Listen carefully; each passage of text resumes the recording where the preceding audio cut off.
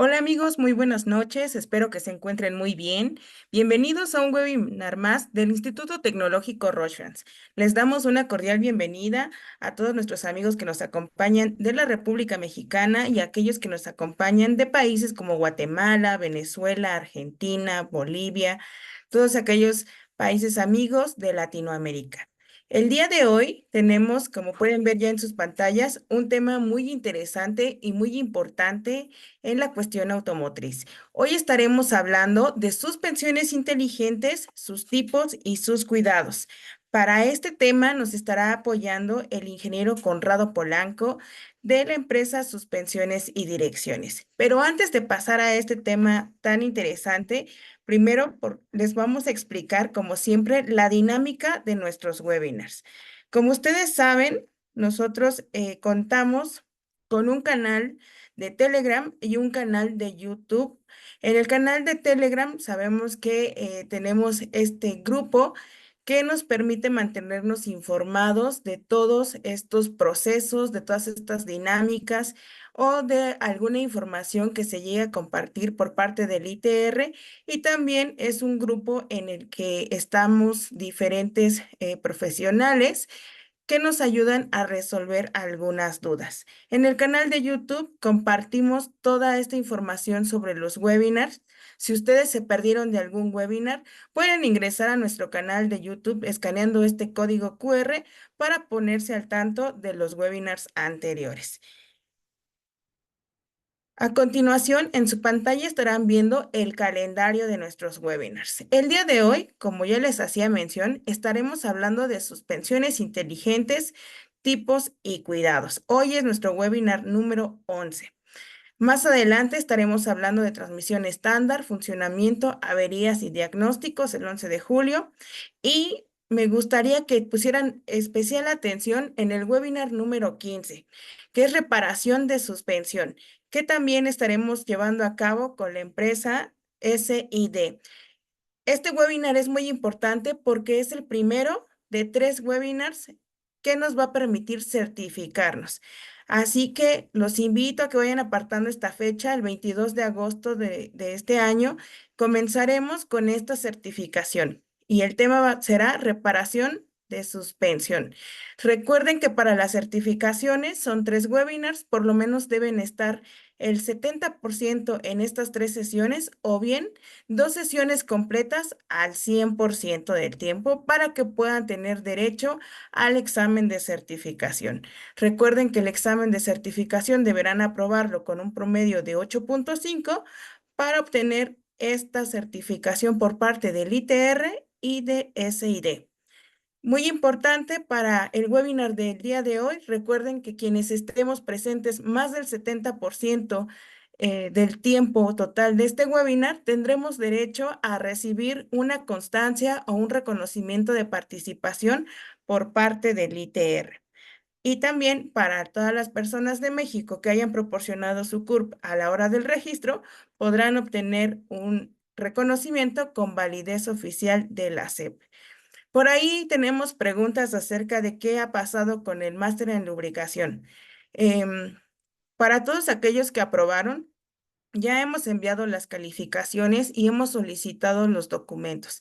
Si a ustedes no les llegó este correo solicitando su documentación, quiere decir que lamentablemente no logramos aprobar el examen de certificación. Para todos aquellos que aprobaron y que ya se les solicitaron sus documentos, les pedimos que nos tengan un poco de paciencia. Estamos recopilando toda la información de todos los aprobados y el día de mañana será el último día para recopilar esta información y poder enviarlo a la CNT, quien a través de AMSA se encarga de otorgar estas certificaciones. Estos trámites duran aproximadamente 6 semanas ante la CNT para que nos puedan regresar a nosotros el ITR, estos certificados, y una vez que nosotros lo tengamos, haremos el envío físico para las personas que radican en México y el envío digital para todas aquellas personas que están fuera del país. Así que les pedimos ténganos un poco de paciencia, su certificado va a llegar en el momento correspondiente. Y sin más, Me permito presentarles el día de hoy al ingeniero Conrado Polanco, quien estará apoyándonos. Y Conrado, ¿estás ya por aquí? Hola, estimada Perla, claro que sí, ya nos encontramos de este lado muy emocionados en presentar este webinar.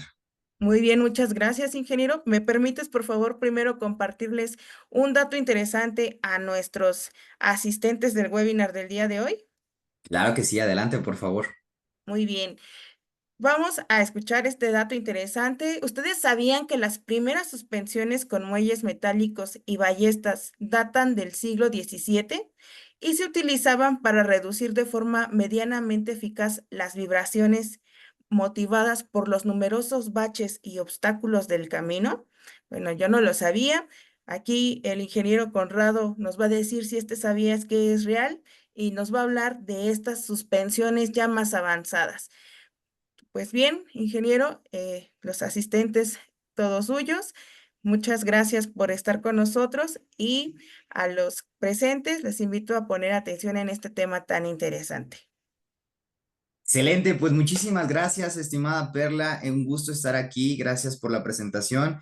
Reitero, mi nombre es el ingeniero Conrado Polanco. Actualmente soy el gerente nacional de capacitación y soporte técnico de la marca ICID, ¿no? Y para mí es un gusto estar nuevamente con otra colaboración, ¿no? Que ya tenemos, esta sería nuestra tercera colaboración con el Instituto Tecnológico Reference en pro de, bueno, seguir fomentando la capacitación. Siempre utilizo yo el hashtag profesionalizando el mercado de autopartes. Entonces, el mismo son que comparte Perla, los invito por favor a esa última, preguntaban aquí que cuándo es la siguiente certificación. Vamos a estar en conjunto también hablando sobre certificación sobre tema de suspensión, especialización en la tarde de suspensión y dirección. Entonces, los invito por favor a que sigan esta parte y entrando un poquito en tema, si me permiten, les voy a compartir la presentación que vamos a utilizar el día de hoy, justo para abordar este tema tan importante que es llamado las suspensiones inteligentes. Y para iniciar, recapitulando un poquito sobre la pregunta, el ¿sabías qué? Que ponía Perla, de estas imágenes que vimos de los primeros tipos de suspensión. Entonces, para llegar a definir realmente qué es una suspensión inteligente, en qué conlleva, en qué está conformada, si es un sistema, qué tipos, qué cuidados hay, debemos de entender algo bien importante, de dónde nace, cuál es la necesidad de llegar hoy en día a tener suspensiones del tipo inteligentes. Y para ello debemos recapitular conceptos básicos, pero para entender hacia dónde van en este sentido. Entonces, yo les empezaría a abrir preguntas de qué tipos de suspensiones inteligentes conocen, habían escuchado este concepto, se les conoce también de otras formas, qué es lo que vamos a abordar en brevemente en esta hora. Es un tema que nos puede dar para más de 2, 3 horas de poder hablarlo, pero lo que buscaremos el día de hoy será asentarlo y aterrizarlo en realmente entender cuál es el concepto de esta parte, ¿no? Entonces, tal cual el objetivo es identificar en primera instancia qué es una suspensión inteligente, qué componentes y funcionamiento tienen a estas suspensiones inteligentes y qué sistemas o subsistemas, o en este caso vamos a hablar, no se olviden, palabras claves: conjunto de amortiguación, que lo que nos dará es mejores recomendaciones técnicas, informarnos un poquito más, quitarnos un tabú muy grande, ¿no? Muy grande porque, como ustedes saben, hoy en día la mayoría de los sistemas automotrices ya son controlados por medios electrónicos, ¿no? Y cuántas veces, y lo voy a decir tal cual, por un desconocimiento en estos nuevos sistemas, perdemos, si estamos hablando de un taller, por miedo, ¿no? Perdemos realmente ese trabajo. Y que a lo mejor no puede ser un trabajo tan elaborado, sin embargo, ¿no? Por ese desconocimiento es realmente ahí donde se pierde, ¿no? Y también la otra cara, ¿no? Por tener este conocimiento realmente se puede tener en ese punto. Entonces, es bien importante tenerlo y resaltarlo en ese aspecto. Entonces, iniciando con esta parte, yo quisiera iniciar desde el concepto más básico, es definir qué es una suspensión, ¿no? Desde aquí es donde tenemos que partir. En sesiones pasadas que también hemos hablado a través de estos foros, ¿no? La suspensión la definición más básica que podemos encontrar de ello es aquel sistema, ¿no? Que lo que hace invariablemente es unir las ruedas al chasis, ¿no? Este es el concepto más básico que podemos definir de una suspensión. Es un sistema. ¿Qué es un sistema? Es un conjunto de elementos que trabaja, vaya la redundancia, en sinergia o en conjunto para poder lograr un fin o un propósito. Entonces, aterrizándolo al sistema de suspensión, será aquel sistema que une las llantas al chasis. Todas las piezas que están dentro o entre la llanta, el neumático y el chasis son parte de un sistema llamado suspensión.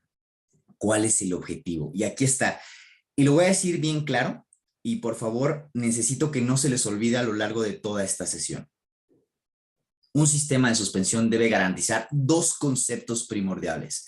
Estamos hablando de seguridad y estamos hablando de confort, ¿no?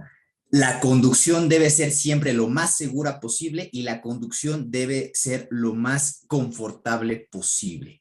Ahora, la pregunta de todo el meollo de todo esto, que se las hago y es, hoy en día, la suspensión más sofisticada que ustedes puedan encontrar o ver, que me gustaría que las pongan en el chat para ver cuál es la que conocen ustedes que sería la más sofisticada.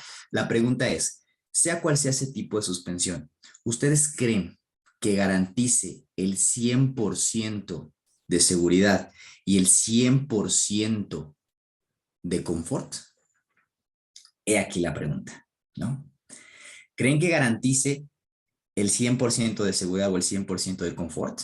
¿No? A lo largo de la historia se fueron desarrollando diferentes tipos de suspensiones justo en función de esto, de garantizar la máxima seguridad y garantizar también el máximo confort. Y hablamos que hay diferentes tipos de suspensiones convencionales, ¿no? Todo empezó siendo un eje rígido, bueno, clasificando suspensiones dependientes e independientes. Dentro de las dependientes, eje rígido, que fue como como iniciamos, ¿no? Que Perla nos puso el de ¿sabías qué? De ballesta, ¿no? Y de un eje que cruza completamente, donde la seguridad estaba medianamente, pero no hay confort. Que después fue migrando y que llegamos ya a un tipo de suspensiones del tipo independientes, ¿no? Donde hay también una ramificación, hablando de suspensiones del tipo doble horquilla o convencional, ¿no? Pasando después por una suspensión McPherson, ¿no? Que sabemos que la suspensión McPherson hoy en día es la suspensión más utilizada en relación a su costo-beneficio, ¿no? Y la optimización de espacio para poder ser instalada.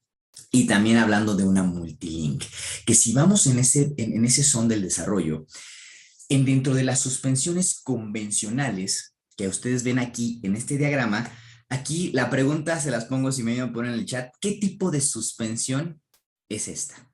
¿No? ¿Cómo conocen este tipo de suspensión? Si es una suspensión convencional, ahorita vamos a entender por qué es convencional. O convencional se puede decir a mecánica, ¿no? Donde es un sistema 100% mecánico, piezas mecánicas. Una suspensión de este tipo es una suspensión independiente, pero es del tipo multilink, ¿no? ¿Por qué se llama multilink? Ah, bueno, se llama multilink porque este tipo de suspensión tiene 4 bracitos, ¿no? Que se adaptan completamente, son 4 brazos de enlace que se adaptan a poder tener las irregularidades del camino y poder absorber la mayor cantidad de vibraciones en el momento, ¿no? Este tipo de suspensiones hoy en día son muy utilizadas en autos premium, en autos de alta gama, ¿sí? Pero sigue siendo una suspensión convencional. Entonces dicen aquí, de aquí, ¿no?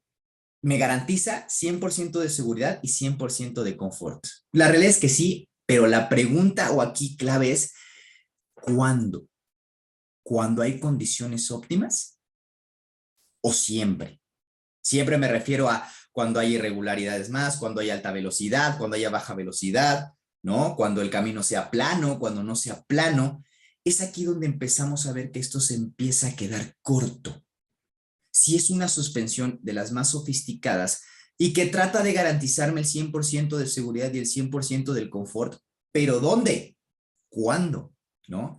Vemos que hay variantes o factores externos que pueden mermar el porcentaje que me puede brindar de suspensión, perdón, de seguridad y confort, ¿no? Ya lo dije, altas velocidades, bajas velocidades, caminos muy irregulares, caminos planos. Entonces, Es aquí donde nace una necesidad, donde los ingenieros mecánicos empiezan a visualizar y decir, a ver, necesito una suspensión que pueda garantizarme que en todo momento, sin importar las condiciones del camino de manejo de velocidades, pueda acercarme a garantizar la máxima seguridad y confort. Es ahí entonces donde nace, o la necesidad, perdón, de tener una suspensión que se adapte. ¿Adaptar a qué? A estas condiciones. Y entender qué piezas, porque sabemos que toda una suspensión, en una suspensión podemos ver más de 15 elementos, ¿no? Entonces, si voy a modificar una suspensión, ¿qué elementos son los cruciales que se tienen que realmente modificar para poder tener una suspensión adaptativa? Es ahí donde empieza todo esto. Y es ahí donde vamos a tomar esas piezas que son clave para poder modificar las condiciones o la adaptación a estas condiciones externas. Y el protagonista de esta historia se llama amortiguador, ¿no? Pero no el amortiguador como tal. Vamos a verlo como las piezas que integran a lo que es el conjunto de amortiguación. Es aquí bien importante, donde siempre en todos los cursos que damos hincapié a esto. No podemos ver un elemento de una suspensión por sí solo, que trabaje por sí solo. Es un sistema, trabaja en sinergia. Por tanto, entonces, el sistema o el subsistema que me va a ayudar a tener una suspensión que se adapte a las condiciones es el subsistema llamado conjunto de amortiguación. Y claro, como lo hemos visto ya, el amortiguador es el protagonista, donde sabemos, ¿no? Esto ya lo hemos visto anteriormente, que el amortiguador es el encargado de absorber las vibraciones, pero principalmente mantener la llanta en todo momento en contacto con el pavimento. ¿Qué garantiza esto?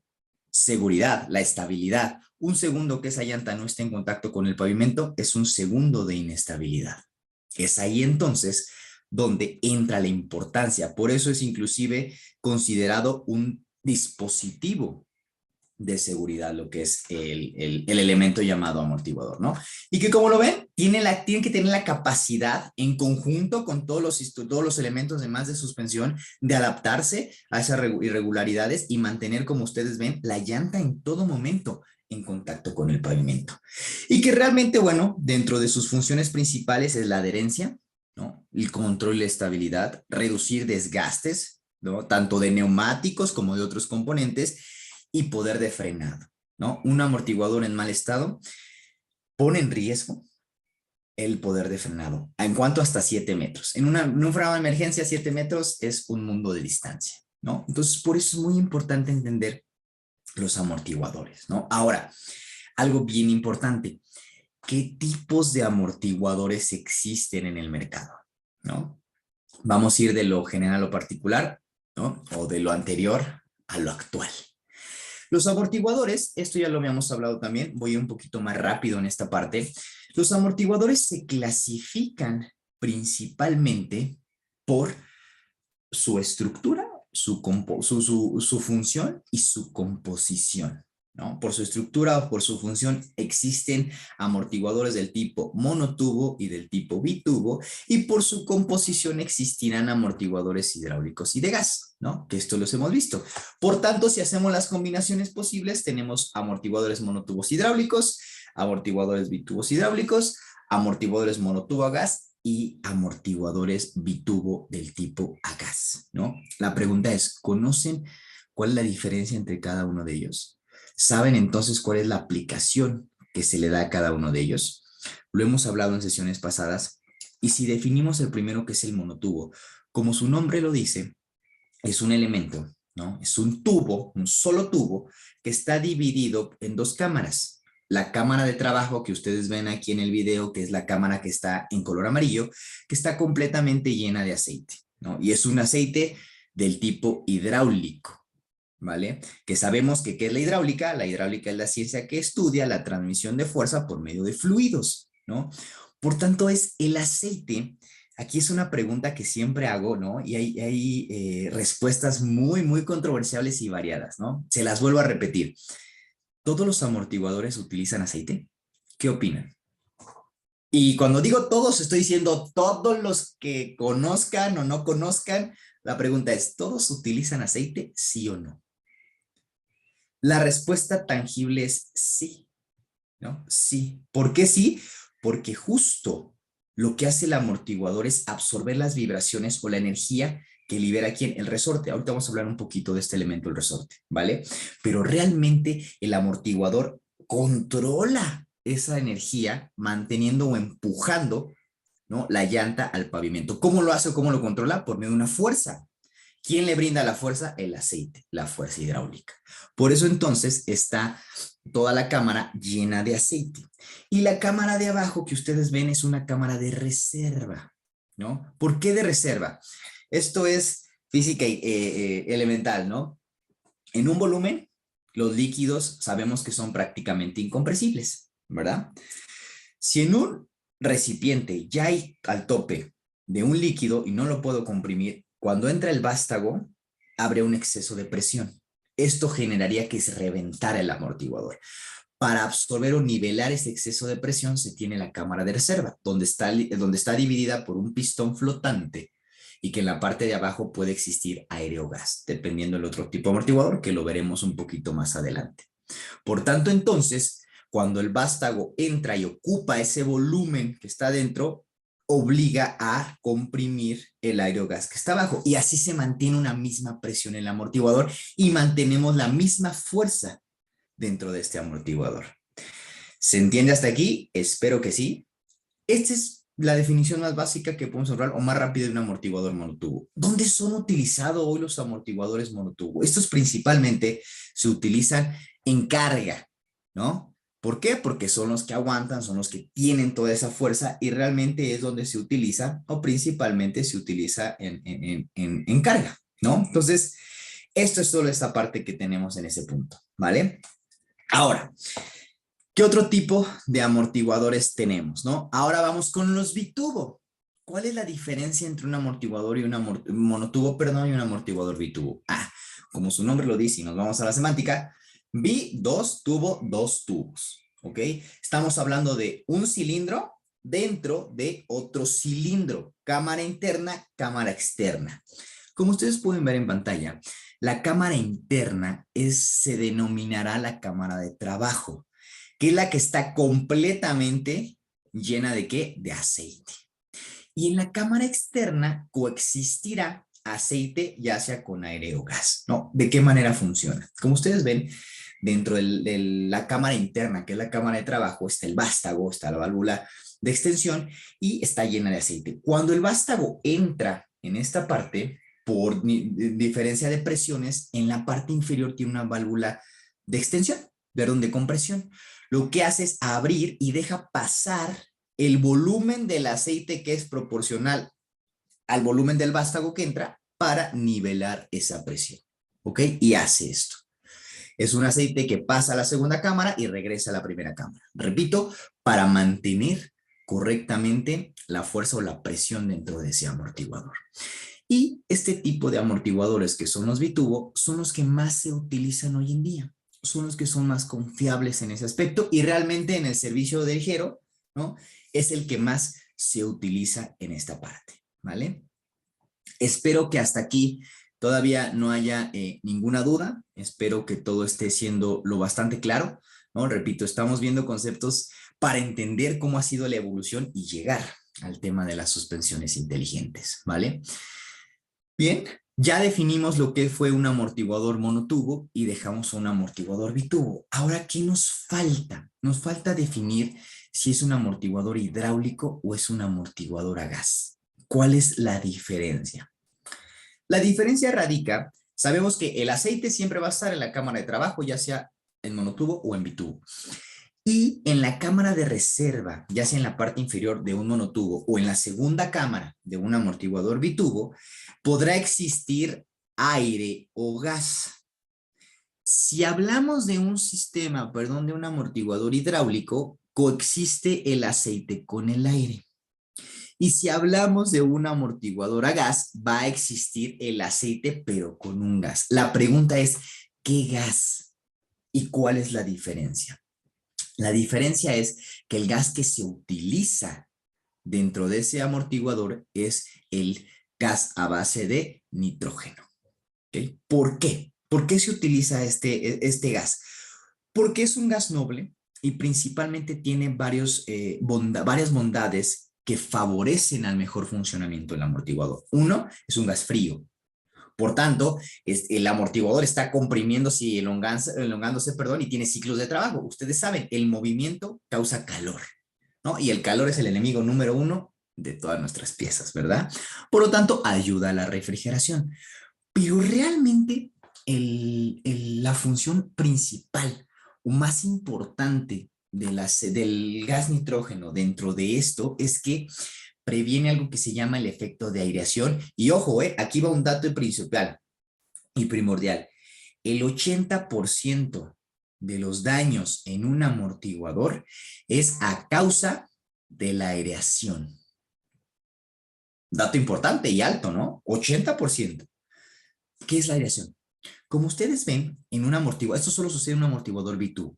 En la segunda cámara coexiste el aire o gas con el aceite que va pasando.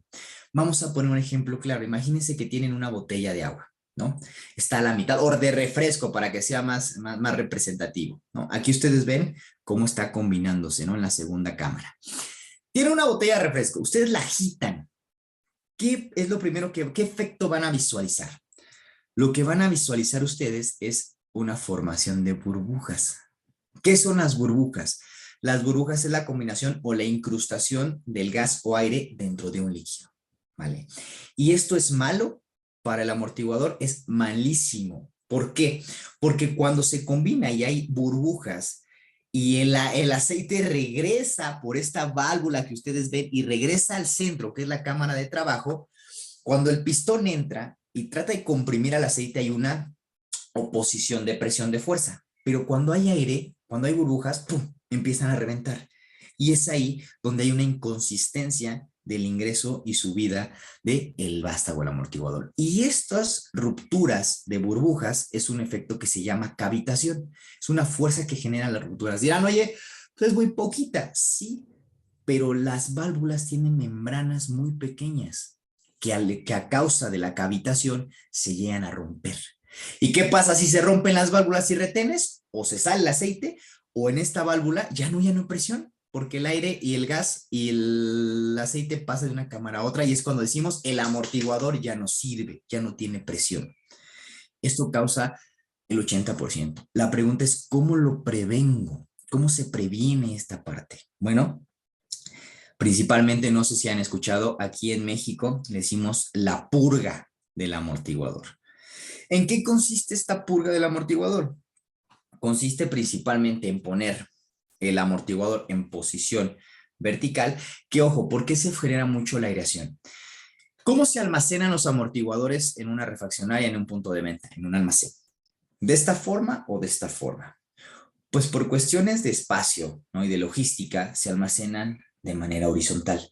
¿Pero están diseñados para trabajar de manera horizontal? La respuesta es no. Y por gravedad, ¿no?, el gas, perdónenme, el aceite tiende a bajar y la cámara de trabajo se llena o se combina de aceite y aire o aceite y gas. Si yo como técnico llego y abro un amortiguador y lo instalo así, ¿qué creen que va a pasar? No hay presión. Y con el peso del vehículo y en el primer bache que caiga el cliente, lo va a romper. ¿Cómo se previene esto? Repito, poner el amortiguador en posición de instalación, en posición vertical, y comprimimos y elongamos por lo menos 3 veces. ¿Cómo sé si funciona o no? Cuando lo comprimo y lo suelto, voy a escuchar y voy a ver ese retorno paulatino y escuchar un, ¿no?, que realmente son las burbujas que se están rompiendo y están, o se dice coloquialmente, se está cargando el amortiguador. Es una práctica tan sencilla, pero créanme que les va a solucionar más del 80% del daño de garantías que llegan por amortiguador, ¿vale? Entonces, esa es la principal diferencia y cómo podemos identificar ahora sí las diferencias entre un amortiguador de gas y un aire, ¿no? Si nos vamos a ventajas y los comparamos, El aire tiene una excelente suavidad, son más suaves porque no es un gas a presión, ¿no? Pero tiene varios inconvenientes. Uno, genera más burbujas, porque aquí va el nitrógeno, es un gas más estable, más termoestable, no le afecta. Sabemos que con el calor las moléculas tienden a expandirse y con el frío a contraerse. El nitrógeno tiene mayor estabilidad, por lo tanto no se desprenden con tanta facilidad como el aire las moléculas, por lo tanto hay menor formación de burbujas, menor efecto de aireación. Ojo, no estoy diciendo que no lo hay, sino que es de menor proporción a un amortiguador de aire. Y como es más suave, claro, el desempeño limitado en curvas, pues no es el óptimo en ese sentido, ¿vale? A diferencia del gas, ¿no? Del nitrógeno, que minimiza la formación de burbujas, que realmente tiene esa capacidad de una mejor velocidad de retorno, más estabilidad, por lo tanto le da mayor adherencia, pero tiene una desventaja, que son más rígidos, suelen ser más duros, ¿no? ¿Cuál es mejor? Depende de la aplicación, ¿no? ¿Cuál es realmente a lo que esté destinado en esta parte, ¿vale? Entonces, en rasgos generales, ¿no? Podemos decir que un amortiguador dañado puede presentar estos síntomas, ¿no? Las ruedas, porque ya no tiene presión. Cuando hay fugas de aceite, sabemos que si no tiene aceite, no va a tener presión. Menor estabilidad en curvas y menor distancia de lo que es el frenado, ¿vale? ¿Y cuáles serían las principales fallas que podemos notar nosotros en un amortiguador? Tres principales. Vástago doblado, esto hace referencia a un golpe, ¿no? Cuando hay un golpe, se dobla el vástago y obviamente al doblarse, perdón, rompe retenes internos, rompe válvulas internas, ¿no? Producido por un fuerte impacto frontal o lateral. Aquí la pregunta es, ¿aplicaría una garantía por defecto de fabricación? Ese es otro tema que después habrá oportunidad de hablar, también muy controversial, pero bueno, cuando se le pega y se dobla el vástago, ese amortiguador ya no sirve. Cuando está colgado, cuando los puntos de sujeción ya están rotos, los bujes de sujeción. Eso es un daño en anclajes por suspensiones levantadas o adaptaciones mal realizadas, ¿no? Cuando modificamos los autos, los achaparramos, los levantamos, toda esa parte modifica, ¿no? El diseño original y eso afecta, ¿no? Hay mayores fuerzas. Y obviamente un amortiguador fondeado, que eso hace referencia a la ruptura de un tope por compresión, ¿no? Una suspensión vencida donde obviamente se desgasta de esta forma, ¿vale? Hasta aquí, espero todo esté de manera correcta, ¿no? Vamos a ver rápidamente algo bien importante. Yo les dije al inicio, no podemos ver el amortiguador como uno solo, ¿no? Estamos hablando de todo un subsistema dentro del sistema de suspensión que se llama conjunto de amortiguación y que entonces será el encargado de migrar una suspensión convencional a una suspensión del tipo inteligente que tenga la capacidad de adaptarse. Pero ¿cuáles son estos elementos? Ya hablamos del amortiguador, ya hablamos del protagonista, pero ¿qué otros están integrados y que, déjenme decirlo, lamentablemente y por lo menos aquí en México todavía no existe la cultura de verlo de esa forma, ¿no? De verlo como un conjunto, sino ver como piezas separadas y no darle la importancia como debería de ser a otras piezas, no solamente a lo que es el amortiguador, ¿no? Entonces, sí, el protagonista es que ya vimos el amortiguador, que sí es el encargado o el core de controlar esos movimientos, ¿no? Dispositivo de seguridad de plantar lo que es la llanta al pavimento, pero también existen otros temas importantes. Y antes de pasar a ver cuáles son estas piezas, y ahora sí, dar el inicio a las suspensiones, los tipos que los vamos a ver que son ya todo, la conclusión de todo esto, ¿no? Que es un preámbulo bien grande, pero es necesario para entenderlo. ¿Hay alguna noticia que también aquí nuestros compañeros del ITR quieran dar referente a lo que vimos al inicio, ¿no? De un poquito de las fechas y cómo va a estar moviendo esa parte. No sé, estimada Perla, si ahí vas a tomar la palabra en ese sentido. Sí, muchas gracias, ingeniero. Vamos a dar estas fechas para que puedan nuestros amigos conocer cuáles van a ser los siguientes temas. Permítame un momento, les comparto mi pantalla. Bien, recuerden que estamos en este momento viendo el tema de suspensiones inteligentes, tipos y cuidados. Les recordamos que contamos con nuestro grupo de Telegram y nuestro canal de YouTube. En el grupo de Telegram recuerden que se resuelven algunas dudas, algunas inquietudes y también compartimos el material, como en este caso es esta presentación, y también pues compartimos el archivo de preguntas y respuestas. En el canal de YouTube, recuerden, compartimos todos estos videos de nuestros webinars pasados. Así que si ustedes se perdieron de algún webinar, no se preocupen, pueden ingresar a nuestro canal de YouTube y pueden observar ahí los webinars de su interés. Y recuerden que para cada sesión de webinar, nosotros como ITR otorgamos un reconocimiento, una constancia de participación a todos aquellos que se mantengan más del 70% total del tiempo que dure esta capacitación. Y para las personas que radican en México y que tienen su clave única de registro de población o CURP en palabras cortas, pues también tienen la oportunidad de recibir un reconocimiento avalado por la SEP. Así que les pedimos también que para los futuros webinars, cuando ustedes hagan su registro, regístrense de manera correcta, coloquen sus nombres, sus apellidos, tal cual quieren que aparezcan en sus reconocimientos, y así evitaremos estas confusiones y estos contratiempos de que nuestros reconocimientos no salgan o no se generen de manera apropiada. Como ya comentábamos, vamos a tener más webinars. Recuerden que nosotros realizamos 22 webinars al año. Si ustedes pueden ver, justo este webinar estamos a la mitad. Y muy importante, el webinar número 15 nos da el inicio de una certificación con SID. Aquí con el ingeniero Conrado Polanco vamos a tener esta certificación. Recuerden, son 3 sesiones. Y durante estas 3 sesiones, para que ustedes puedan obtener esta oportunidad de certificarse, de presentar su examen de certificación, deben estar por lo menos en 3 sesiones el 70%. Pero ustedes me van a decir, oye, no me enteré a lo mejor o no pude estar en alguna sesión. No se preocupen. Si ustedes están en 2 sesiones de esta certificación al 100%, también van a tener el derecho de realizar su examen de certificación. Y recuerden, si ustedes aprueban este examen de certificación con un promedio o una calificación de 8.5, el ITR y SID van a otorgarles este certificado. Así que los invitamos a que vayan preparándose para estas fechas.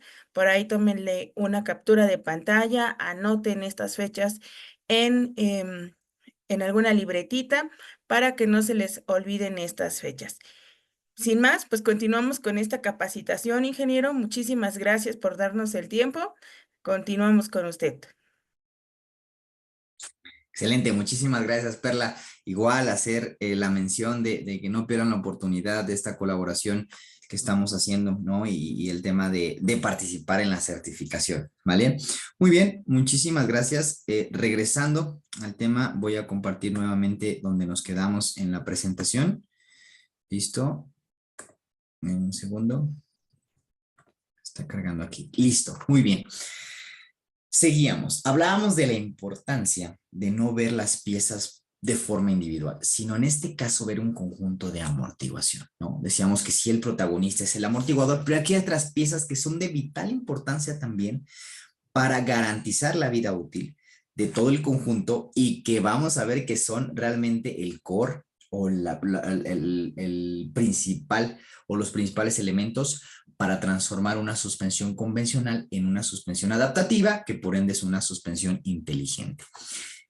Pieza primordial, tope rebote.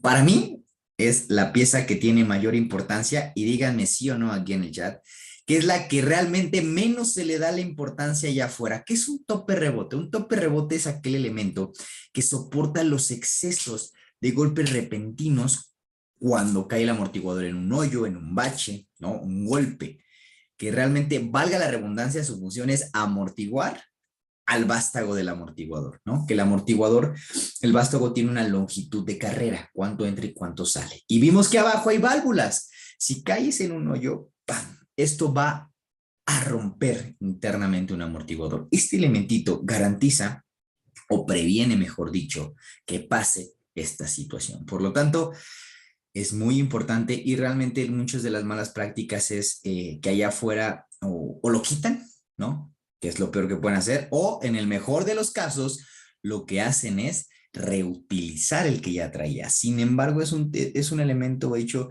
de varios elementos que se desgastan, ¿no? Que a fin de cuentas tienen un periodo de vida que es el amortiguador, que esta es la pregunta, ¿cuánto es el periodo de vida de un amortiguador?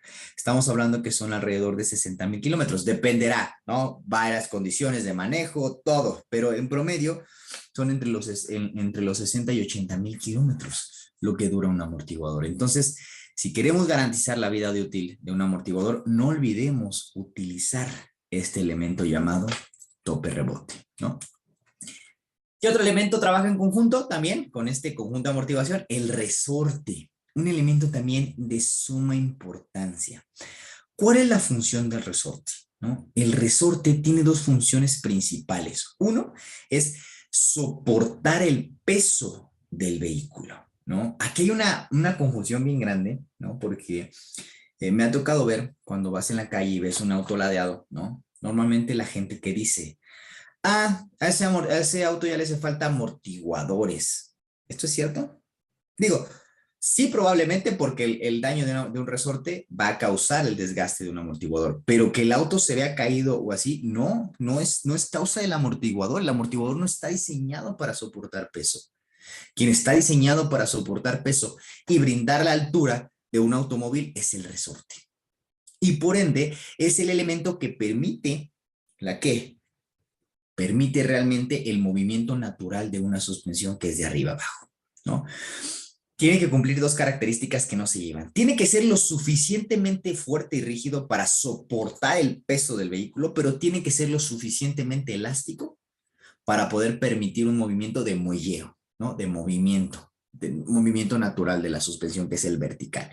Por lo tanto, tiene un proceso, su acero es un acero fraguado, que es un acero donde sigue ciertos procedimientos o tratamientos térmicos para poderlo tener en ese aspecto, ¿vale?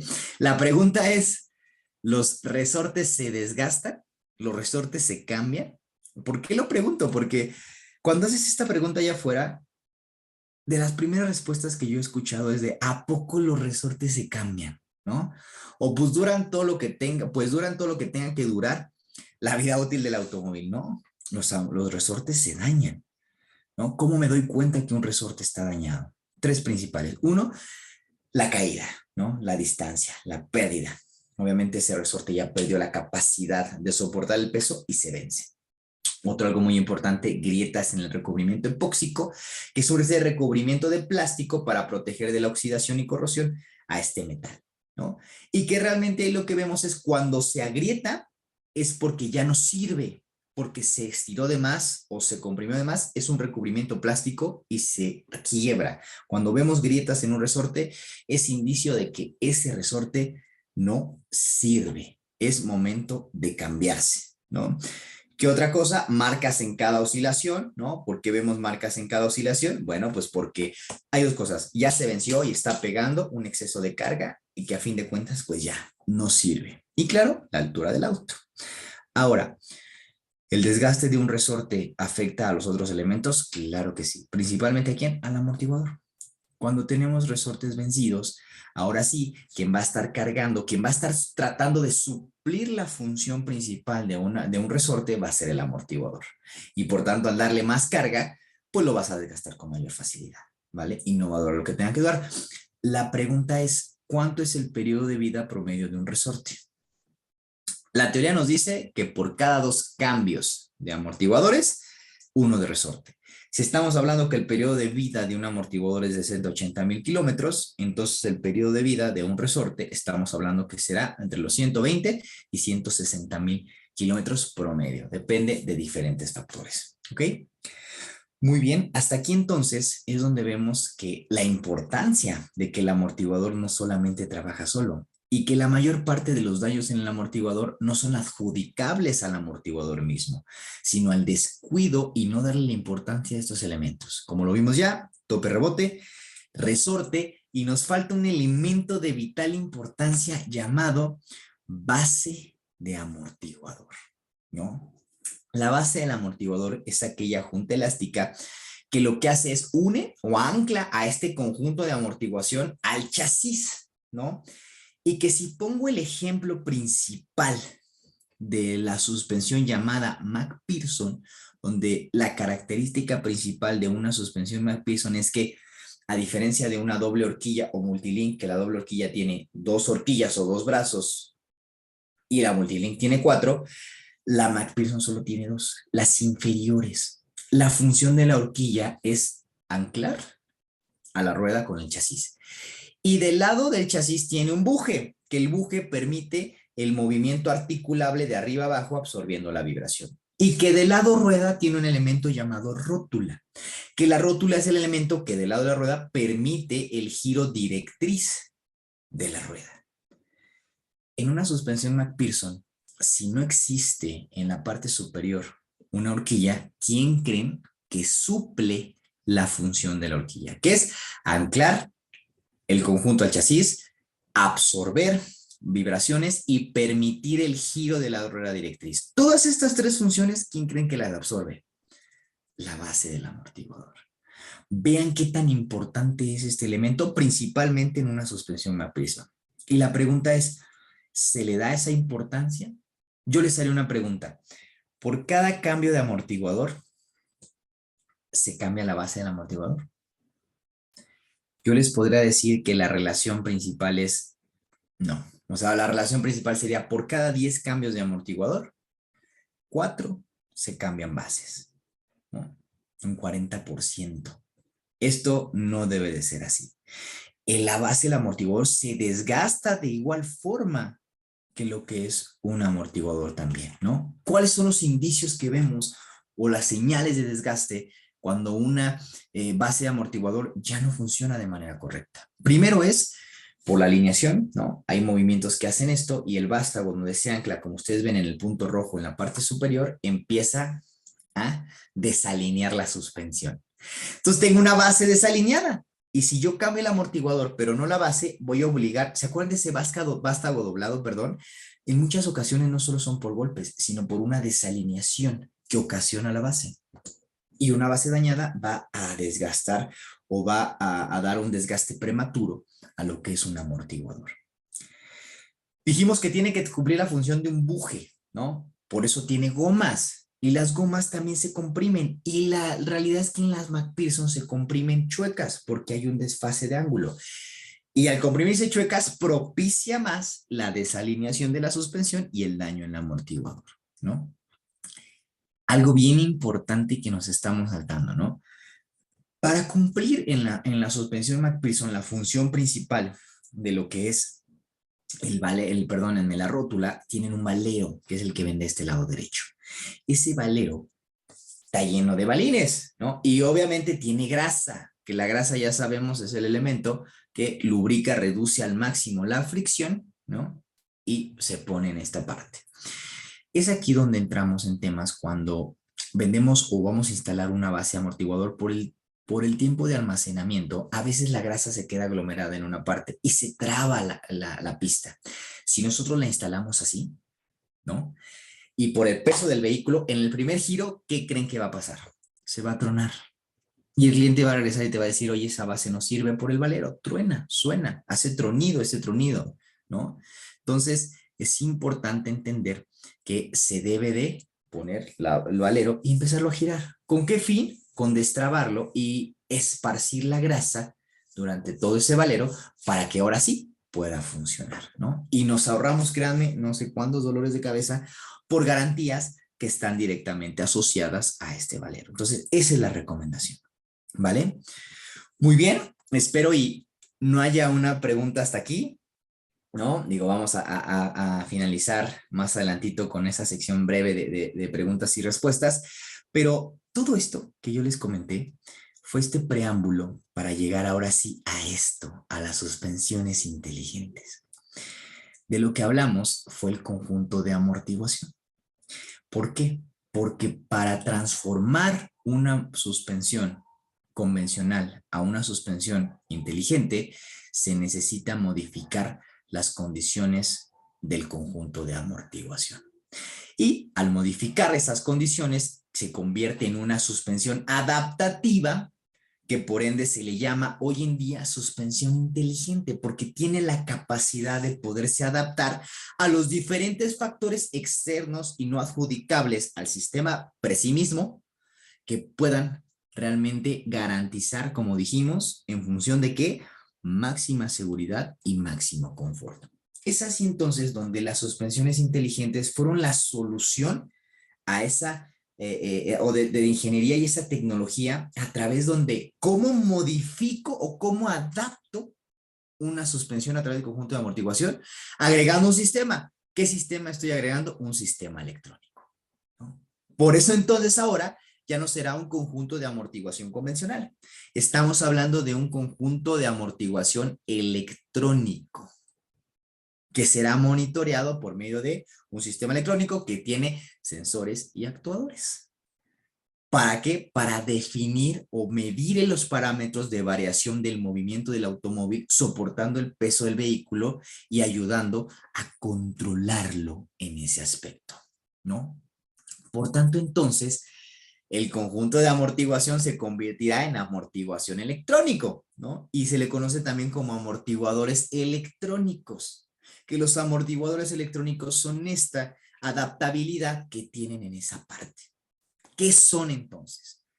Pues este conjunto de amortiguación se le conoce ya también como amortiguadores electrónicos, que lo que hacen es adaptarse, van a modificar condiciones. La pregunta es, ¿qué condiciones modifican? Vamos a analizarlo, ¿no? Imagínense. Yo les dije que había amortiguadores del tipo bitubo, monotubo de gas hidráulicos. Cuando llegamos a hablar del tema de gas hidráulicos, dijimos que los de gas son más rígidos que los hidráulicos, ¿recuerdan? Y dijimos entonces que en curvas, ¿no? ¿Cuál sería mejor? ¿Un amortiguador que me dé más rigidez o un amortiguador más suave? ¿Qué opinan? ¿No? Vamos a poner esta condición. Condiciones externas al sistema. Altas velocidades. Cuando voy en la carretera en altas velocidades, ¿qué necesito? ¿Que la suspensión sea rígida o que la suspensión sea suave? Si la suspensión es suave, el auto va a ir rebotando, ¿verdad? Y eso nos conviene. No, dijimos que la llanta debe estar en todo momento en contacto con el pavimento. Entonces, entre mayor velocidad necesitamos, o mayor exigencia de curvas y velocidad, necesitamos una suspensión más rígida. Por tanto, entonces, un conjunto de amortiguación electrónico lo que hará es modificar la rigidez de la suspensión dependiendo los factores o lo que se necesite. A mayor velocidad, mayor rigidez. A menor velocidad, menor rigidez, ¿no? Es ahí donde entra esta parte. Este es un factor. ¿Cuál es el otro factor? La altura. Entre mayor altura, imagínense, les voy a poner un ejemplo, ¿no? Salgo con mi auto y me voy a las dunas, ¿no? Terrenos completamente irregulares. ¿Ahí qué necesito? ¿Una suspensión alta o mayor altura, perdón, o menor altura? Pues necesitaré entonces mayor altura, ¿verdad? ¿Por qué? Porque entre mayor altura hay mayor capacidad de movimiento y de adaptabilidad de la suspensión si estuviera corto. Pero si ahora transformamos y vamos a altas velocidades, ¿qué me da mayor estabilidad? ¿Estar más cerca del suelo o más alejado del suelo? Obviamente más cerca. Por lo tanto, entonces, el conjunto de amortiguación electrónico lo que modifica la rigidez y la altura. Y ahora sí, como dijimos, el protagonista de esta historia se llama amortiguadores. Por lo tanto, existen diferentes tipos de amortiguadores electrónicos, pero hay dos muy más comunes, son los que más se utilizan. Amortiguadores del tipo neumáticos o conjunto de amortiguación neumático y amortiguadores magnéticos. Vamos a definir brevemente cada uno de ellos y cuál es su característica. Vamos a iniciar con los amortiguadores magnéticos. Miren, vamos a hacerlo lo más fácil. Si ustedes lo ven, si ustedes ven en la pantalla, ¿no? ¿Se parece o no se parece a un amortiguador convencional? Realmente sí. ¿Cuál sería la única diferencia? Que tiene un conector, ¿no? Ahora sí, vamos a ver qué es aparte. Estos amortiguadores pueden ser, como ya los vimos, del tipo monotubo o del tipo bitubo. Por lo tanto, ¿tendrán aceite dentro? Sí o no. Dijimos que todos los amortiguadores, invariablemente cuáles sean, van a llevar aceite dentro sí o sí, ¿vale? Por lo tanto, en este amortiguador dentro, ya sea monotubo o bitubo, existe un aceite. ¿Dónde radica la diferencia? Aquí, en que este aceite no es un aceite hidráulico común. Este es un aceite del tipo sintético completamente, pero que además está aditivado con partículas de hierro magnetizables. Es decir, tiene metal. No es que realmente tenga ahí el metal como tal, sino son partículas, son moléculas de metal de hierro lo que tienen ahí en ese aspecto. Y a esta combinación o esta mezcla de aceite con las partículas de hierro, hasta suena a trabalengua, se le conoce como fluido magnetorológico. La pregunta es, ¿qué hace o cómo funciona? ¿Cuál es la diferencia de tener un fluido magnetorológico dentro de un amortiguador magnético? Vamos a describirlo. Vean este diagrama, ¿cómo funciona? ¿No? Principalmente, ustedes ven del lado derecho, ¿no? Déjenme poner aquí el láser, ¿no? En esta parte, esta es la cámara de trabajo. Bueno, si nos vamos de derecha a izquierda, aquí está el amortiguador. Lo ven, este es un tipo monotubo, ¿no? Aquí está la cámara de trabajo. La válvula del vástago, que aquí está, si lo vemos más a grande, esta es la cámara de trabajo. Aquí hay aceite, es el fluido magnetorológico. Y esa valvulita que dijimos que es la de extensión, se convierte como en qué. Esa es una bobina electromagnética. Se convierte en el accionador del magnetismo. Ahora, del lado izquierdo ven ustedes en blanco y azul. Lo que ven en blanco es completamente el fluido magnetológico, el fluido o el aceite, perdón. Y lo que ven en esferas azules son las moléculas del hierro, que va pasando, ¿no? De un lado a otro, pasa por las membranas de la válvula. Ahora, ¿cómo actúa? Imaginemos que vamos en un auto, ¿no? Vamos velocidades bajas, un poquito de terreno irregular, ¿no? Los sensores, que debemos saber qué sensores son los que actúan en este aspecto, ¿no? Sensores de velocidad, sensores de giro, que están ya conectados. Todos esos que están conectados a la dirección electroasistida, los que están conectados también al ABS, el Anti-Block Shock System, también se conectan ahora a la suspensión inteligente para monitorear y actuar ahora todo en conjunto. Entonces, estos sensores detectan baja velocidad, caminos irregulares, hay un sensor de altura, que me va generando qué diferencias de altura, ¿no? Cómo se va moviendo. Y dice, velocidades bajas, terrenos irregulares, necesito una suspensión rígida o suave. Necesito una suspensión suave. Por lo tanto, entonces no se activa y las moléculas están nadando, se acomodan para pasar. Siguiente escenario, salimos de la terracería, empezamos a aumentar la velocidad, sensores de velocidad altos, ¿no? Ya no hay variación en la altura, quiere decir que es un terreno regular, altas velocidades. Necesito que una suspensión rígida o una suspensión suave. Se necesita una suspensión suave. Entonces ahí cuando se activa esta bobina electromagnética, crea una línea de campo electromagnético, como lo ven aquí estas líneas, y lo que hace es magnetizar y alinear a esas moléculas del hierro dentro del fluido, y lo que hace entonces es limitar el paso, lo vuelve más rígido. Les voy a poner un ejemplo. Imagínense que estamos todos en una sala y de repente les digo, hay sismo, estamos 50 personas en una sala y en una puerta normal, ¿no? Y queremos salir todos por ahí. Pues nos vamos a ir acomodando para poder salir y eventualmente vamos a fluir. Pero ¿qué pasa si intentamos hacer lo mismo, pero yo los formo en filas de 5 y les digo al mismo tiempo pasen por esa puerta? Va a ser un cuello de botella, va a ser una rigidez que no va a permitir pasar. Lo mismo funciona aquí. Espero haber sido lo más claro posible para tratar de explicar lo que es el funcionamiento de un amortiguador electrónico, y si no queda claro, vamos a ver un pequeño video. Audi fue el pionero, fue la marca pionera, en general el grupo Volkswagen, principalmente en Audi, cuando nace el R8, ¿no? ¿En qué año salió el R8? Estamos hablando del año 2007, 8 más o menos. Implementó un amortiguador o conjunto de amortiguación electromagnético dentro de su funcionamiento. Y vamos a tratar de verlo de esta forma. Espérenme tantito. Ahí está, listo. Como ustedes pueden ver, ¿no? Ahí está todo el sistema, ya es un sistema electrónico monitoreado, ¿no? Donde está mandando las señales dependiendo de la velocidad, dependiendo de la altura que se está siguiendo en esta parte, ¿no? Y van a ver que dentro de este conector electrónico, ahí ven el amortiguador, es un amortiguador monotubo, el vástago es el que se está haciendo magnetizado, ¿no? Y llega a la bobina electromagnética y la que realmente va a generar el campo electromagnético para ionizar a lo que es este fluido. Ahí está. Lo vemos ahí, ¿no? Es en la cámara de trabajo. Del lado derecho, ven cómo cuando se prende, vean cómo se vuelve más rígido, ¿no? A diferencia del lado izquierdo, como ustedes pueden ver, que está apagado.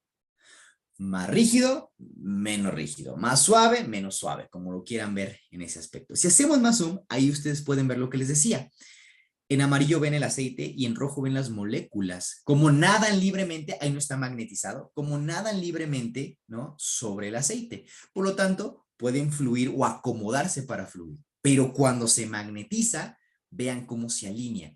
Y esto limita el paso completamente hacia lo que es a través de la válvula de extensión y esto lo vuelve, pues obviamente, más rígido en este aspecto, ¿no? Entonces, así es realmente cómo funciona. Y así es como se hace rígida o no una suspensión, ¿no? Así es como se adapta. Ahora, ya hablamos del primer sistema electromagnético. Hay otro sistema, un sistema neumático, ¿no? Donde el sistema neumático dijimos que son dos factores lo que se alteran. La altura, perdónenme, la rigidez y la altura. Ya vimos la rigidez, ahora veamos la altura. La altura se modifica sustituyendo un elemento llamado el muelle o el resorte por bolsas de aire. Bolsas de aire que lo que hacen realmente es, pues, a base de compresión de aire, de presión de aire, darle la altura o no. Esto lo vemos mucho, sabemos los low riders, ¿no? O los que tenemos cuando le apretamos una pss, que hasta bajamos, ¿no? Lo achaparramos hasta el suelo. Y que con un botoncito lo subimos. Ese es un sistema neumático. La diferencia aquí es que este es un sistema electroneumático. Es un sistema ya controlado electrónicamente que va a brindarle la altura dependiendo la conducción. Y es un sistema completo electrónico donde principalmente está el protagonista, el conjunto de amortiguación, ¿no? Donde también aquí va a haber sensores de altura de la condición, que son los que señalan a qué altura debe de ir, dependiendo de estas condiciones, las mismas velocidades y terrenos. Donde hay un compresor que lo que hace es realmente brindar, alimentar el aire para poder levantar o bajar esta suspensión, ¿no? Válvulas que dirigen y obviamente los amortiguadores de aire en ese aspecto. Algo importante de recalcarles en este aspecto. Vean, estos son los componentes que integran a un amortiguador, a un conjunto de amortiguación electroneumático, ¿no? Está el amortiguador por sí solo y como ven, en vez, el amortiguador puede ser comúnmente bitubo o monotubo a gas, también trae su tope rebote, trae su conector electrónico, tiene un grupo de alimentación de aire, una válvula que es donde va a entrar y en vez de un resorte, tiene esa bolsa de aire, ¿no?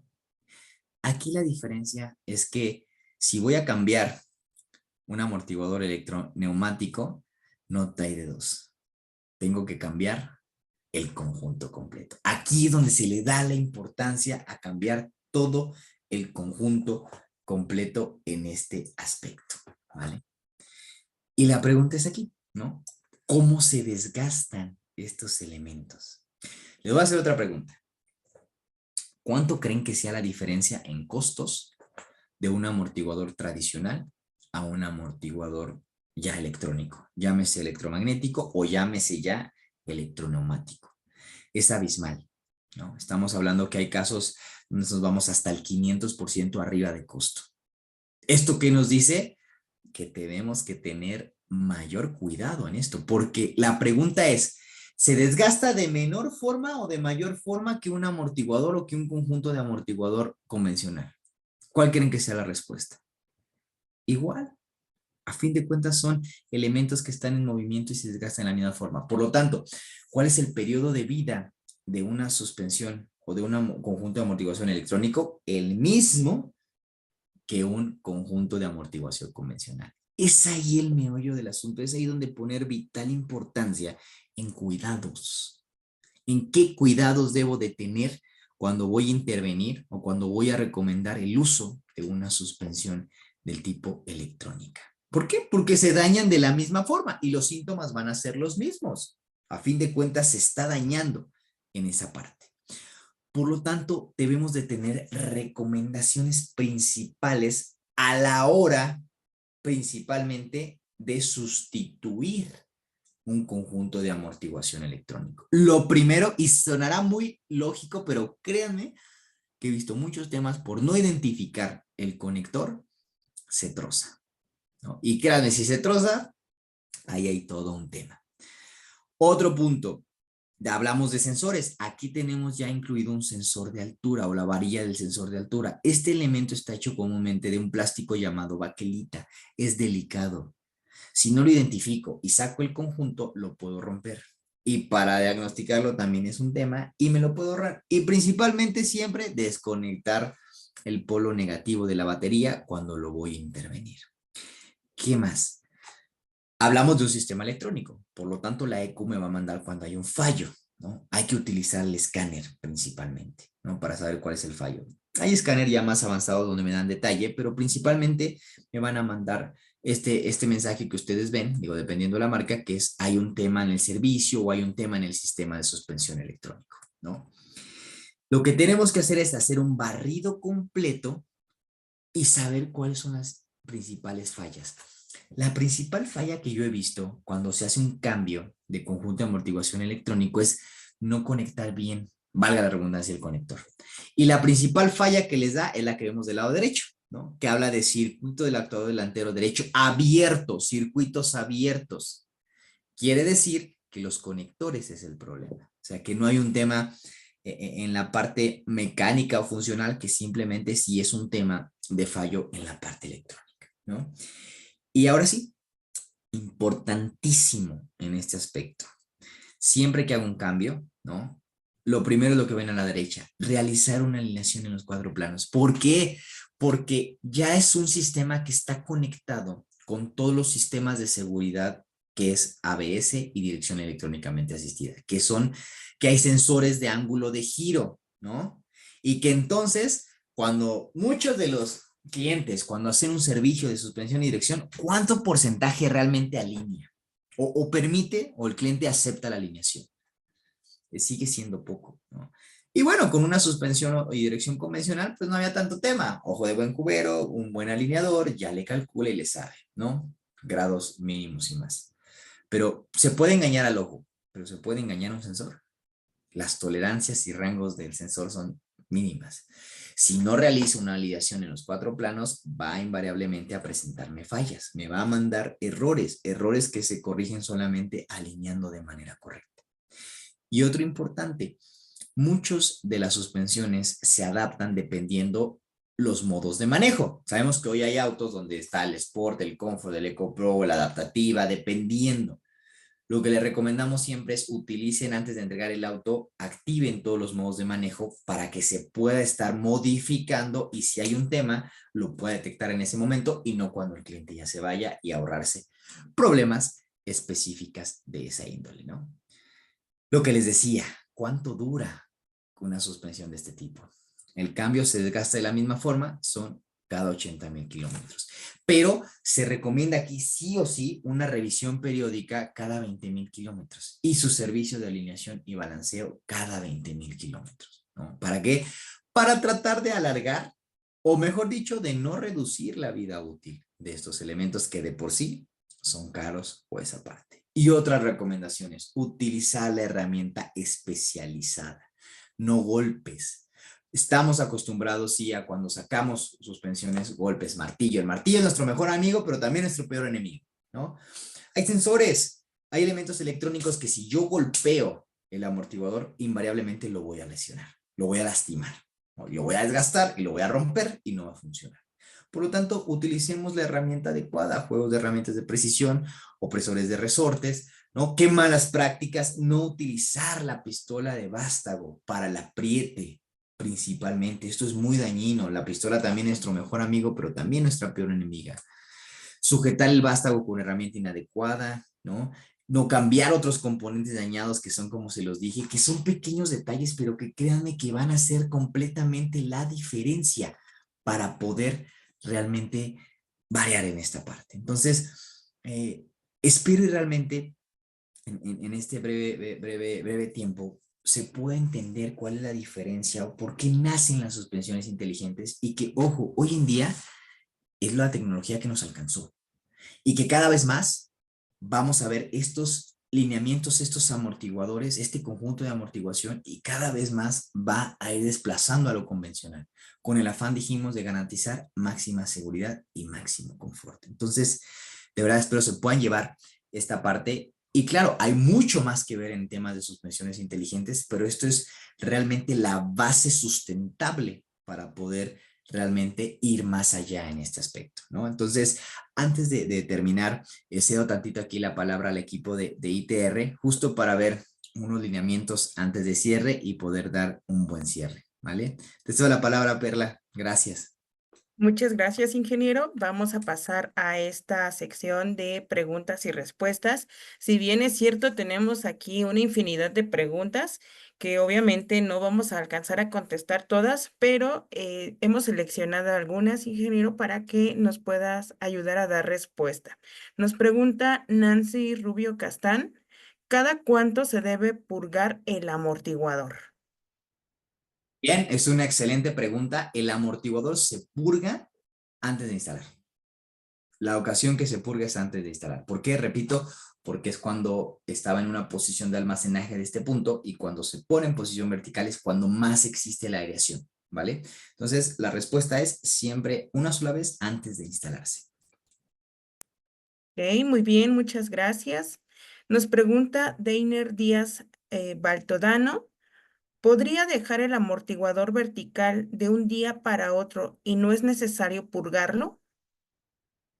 La respuesta es no. Yo sé que por gravedad a lo mejor todo va cayendo, pero recordemos que son válvulas y las válvulas se abre, la de expansión se abre por presión. Si yo no le ejerzo la presión, no existirá esa diferencia y no abre para dejar pasar. Entonces, la recomendación es, por favor, hagan la purga correspondiente. Inclusive esto les va a dar, si después de tres a cinco veces que lo comprimen y siguen escuchando ustedes ese urugeo, siguen viendo esa descompensación y escuchando el hay un defecto de fabricación en ese amortiguador. Y antes de poderlo vender con su cliente, lo hacen en ese punto, ¿no? Ok, muy bien, muchas gracias. Nos pregunta David Fuentes, ¿y en general, para carga es mejor un amortiguador de gas o uno de aceite? Más que de hidráulico o de gas, principalmente se utilizan los monotubo, ¿ok? Que son los que realmente tienen características que soportan más carga. Muy bien. Un asistente anónimo nos pregunta o nos pide la recomendación. ¿Recomienda el cambio de todos los componentes al hacer un mantenimiento o cambio de suspensión? Pues creo que fui claro y enfático al decir en todo este punto, por lo menos si vas a cambiar amortiguadores, sí verifica las condiciones de tus bases de amortiguador, de tus topes rebotes y de tus resortes, ¿no? Sabemos que no trabajan individualmente. Muy bien. Heidi Magali García nos pregunta, ¿se puede detectar algún fallo en la suspensión electrónica con un osciloscopio? Hoy en día no, por el tema, sabemos de las variaciones de este punto, lo recomendable es el escáner, pero algo que no concluí, quiero decirlo, ¿no? Si el escáner nos va a dar toda esa parte, nos va a dar toda la visibilidad, pero si no tengo la capacidad, al fin de cuentas sigue existiendo un sistema mecánico. Si no tengo la capacidad de diagnosticar un sistema mecánico, no me va a ayudar de nada en esa parte, ¿no? Entonces, la respuesta es utilizar escáneres, sí, pero realmente también darle importancia al sistema mecánico. Muy bien, muchas gracias. David Aburto nos pregunta, ¿el tope rebote se cambia por separado? Mi pregunta es, ¿lo venden por separado también? Correcto, correcto. El tope rebote también se vende por separado. Digo, hay unos amortiguadores, principalmente de otra marca, que lo traen, otros que no, pero sí también existe como un elemento individual. Y aquí también nos hacen la pregunta, ¿por qué cuando venden un amortiguador no venden el tope rebote? porque esa es una mala práctica que estamos tratando de erradicar en los puntos de venta y en los talleres también, ¿no? Justo tener el elemento del tope rebote, darle importancia, cambia la cultura. Ok, muy bien. Y finalmente tenemos una pregunta de aplicación. Nos dice Marco Antonio García Ávila. Quería comentar, yo tuve una Jeep Wrangler con RIN 33 y suspensión alta. El problema fue el bamboleo de la muerte. Total, que lo mandé a revisión y me dijo el centro de atención que debería cambiar toda la suspensión. El remedio, un amortiguador central nuevo y listo. Pregunta, ¿es necesario cambiar toda la suspensión en este caso? Vuelvo a lo mismo en este punto, diagnóstico, diagnosticar los demás elementos, ¿no? Ya les di algunas prácticas de ver cómo sabemos cuando está desgastado una base amortiguador, un tope rebote, un resorte, ¿no? Pero también es que ver las rótulas, más cuando hay una modificación completa como es ya una suspensión de off-road, pues sí, ahí es diagnosticar completa la suspensión. Y ahí iremos, ahí se irá viendo qué le damos prioridad, ¿no? Ok, muy bien, muchas gracias, ingeniero. Ya con la última pregunta, nos dice Alberto Mecánico, ¿cómo puede identificar un amortiguador de gas y uno de aceite? Físicamente no hay manera. ¿Cómo lo identificamos? El de gas, si lo comprimo y lo suelto, tiene un retorno por sí solo. El hidráulico no, porque el hidráulico no es un aire a presión, el de gas tiene nitrógeno a presión, ¿no? Entonces, la respuesta es en el retorno. El de gas regresa solo, el hidráulico no. De acuerdo. Muy bien, pues estas serían las preguntas.